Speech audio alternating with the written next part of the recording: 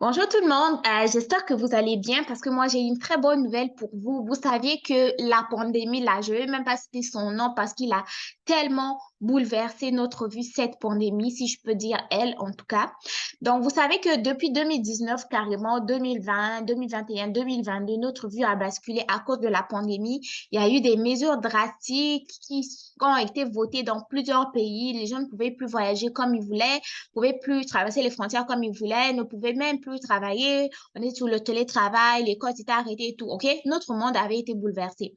Donc, pour les personnes aussi qui voulaient venir au Canada, étaient soumises à certaines conditions, dont notamment les tests de dépistage, les vaccinations et tout. Mais sachez que j'ai une très bonne nouvelle pour vous parce que à compter du 1er octobre, 1er octobre ici 2022, le gouvernement du Canada, donc, abrogera les mesures liées à la COVID-19 à la frontière pour les voyageurs.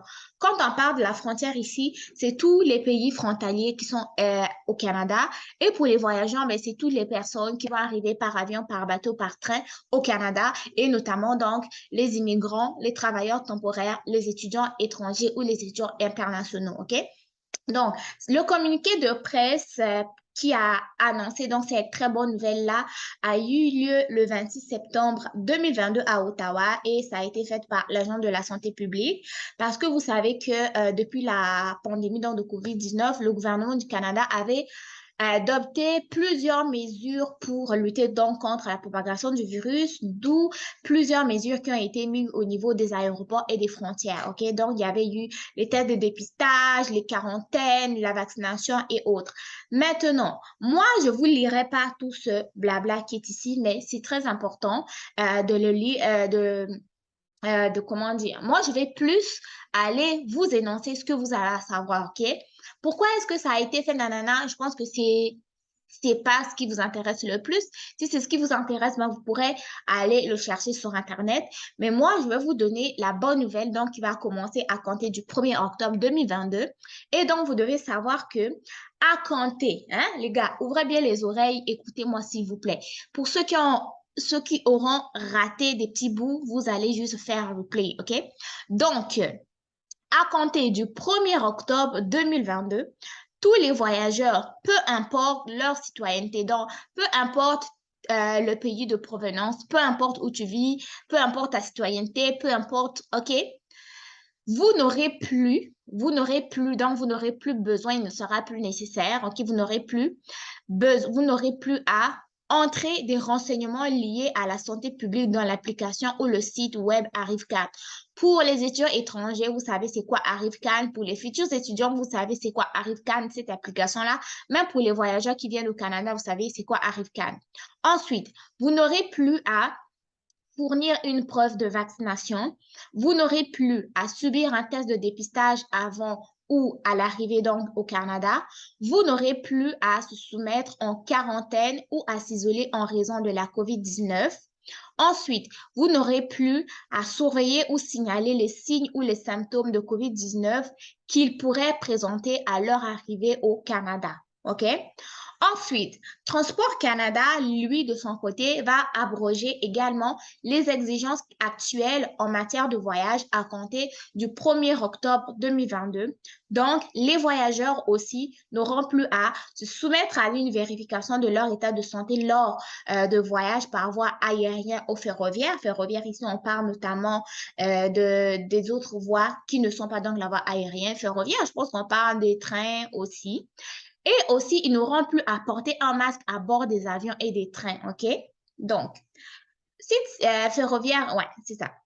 Donc, ils disent que même si l'obligation de porter un masque est levée, il est fortement recommandé à tous les voyageurs de porter un masque bien ajusté et de bonne qualité tout au long de leur déplacement. Ils ont dit que c'est fortement recommandé, mais pas obligatoire.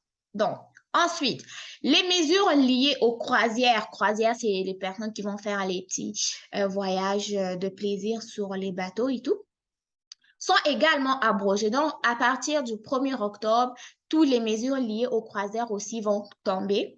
Donc, les voyageurs n'auront plus à subir un test de dépistage préalable à l'embarquement, donc avant de pouvoir embarquer, à être vacciné ni à utiliser Arrivcan, OK? Donc, un ensemble de lignes directrices conformes à l'approche adaptée aux États-Unis demeurera en place pour la protection des passagers et des membres de l'équipage.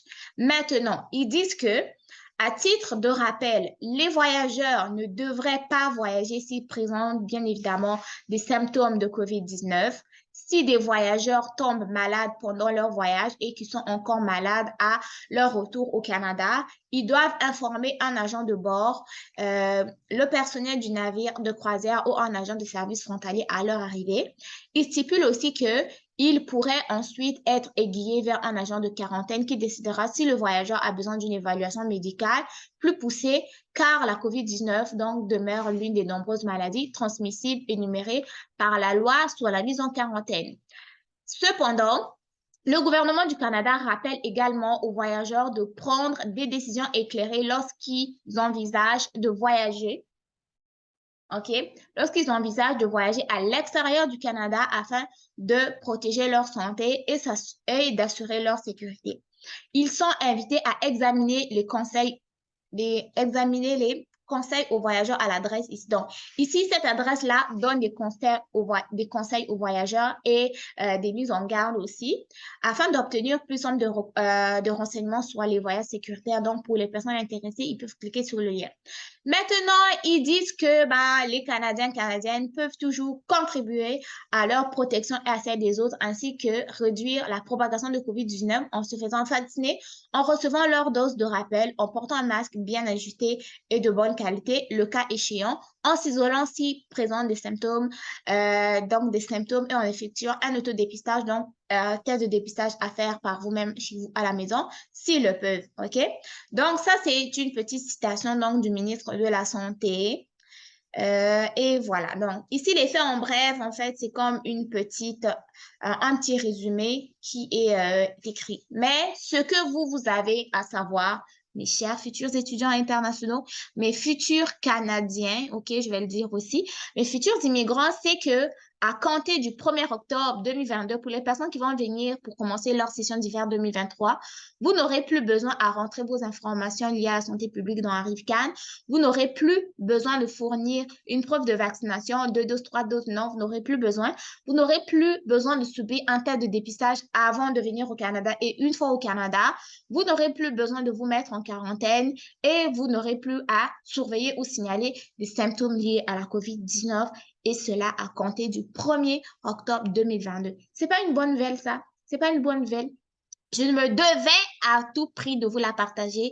Donc, c'est fait. Je vous dis à très bientôt. Prenez soin de vous. Bon succès dans vos différentes démarches. On se voit prochainement pour une nouvelle vidéo. Bye bye.